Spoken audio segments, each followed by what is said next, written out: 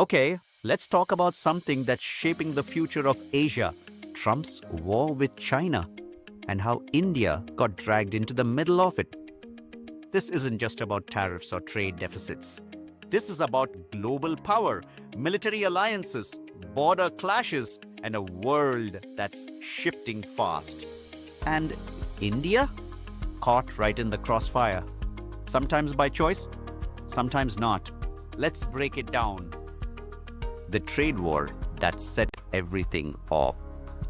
In 2018, Donald Trump launched a full-blown economic war on China.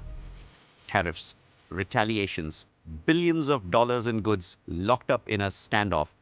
And while the US and China were going at it, global markets started shaking. India wasn't even in the ring, but still got hit. The US slapped tariffs on Indian steel and aluminum, then stripped India of its special trade status. Result? India's economy took a blow, growth slowed, inflation rose, the rupee tanked. But here's the twist. This chaos also cracked open opportunity. As supply chains fled China, India saw a chance to step in. Washington and Delhi started talking. Can India replace China in manufacturing? Can we trade more directly? The answer? Complicated. But the question itself marked a shift. The Indo-Pacific play, why the US chose India. While the economic war raged, the US was playing a geostrategic game too. Trump stopped calling it the Asia-Pacific. He started calling it the Indo-Pacific. Why?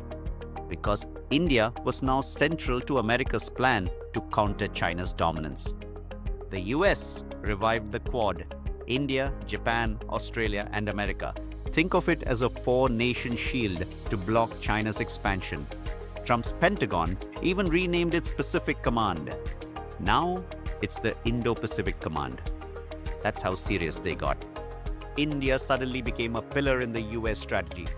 Naval exercises, defense pacts, intelligence sharing. By 2020, India had signed deals that made military cooperation with the US deeper than ever. And when Chinese troops clashed with India in the Himalayas, the US quietly passed on satellite intel to help India watch China's movements. This wasn't just partnership. This was quiet coordination. Trump's strategy, America first, but also India first.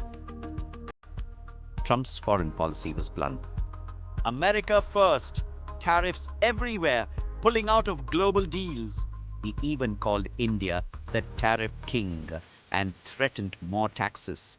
But at the same time, he was standing next to Modi at massive rallies in Houston and Ahmedabad. He was selling weapons to India. He was locking in defense agreements no previous president had touched.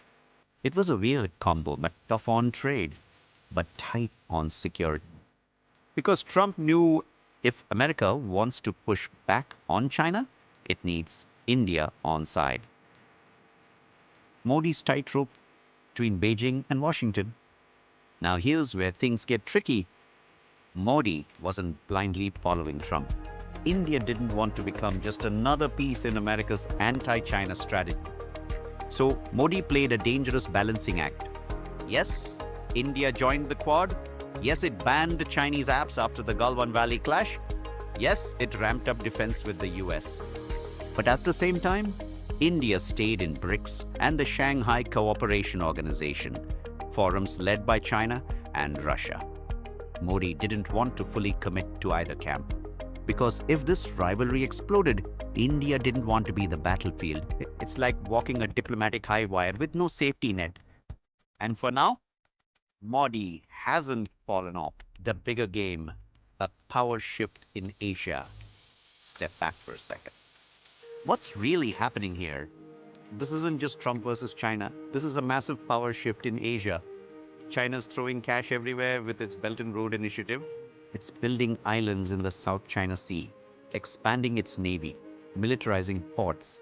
The US is trying to push back. And India? India is positioning itself as the swing power, not a sidekick. but a player with its own weight, rejecting China's BRI, strengthening the Quad, modernizing its military, and playing both sides in a way that almost no one else can. Final take. Here's the bottom line. Trump lit a geopolitical fire between the US and China. And India? It didn't start the fire, but it's now holding the fuel, the matches, and possibly the map. If things go south between Washington and Beijing, India's choices could decide how Asia's future gets written. Not bad for a country that, just a decade ago, was seen as a non-aligned observer. Now, it's one move away from changing the whole board.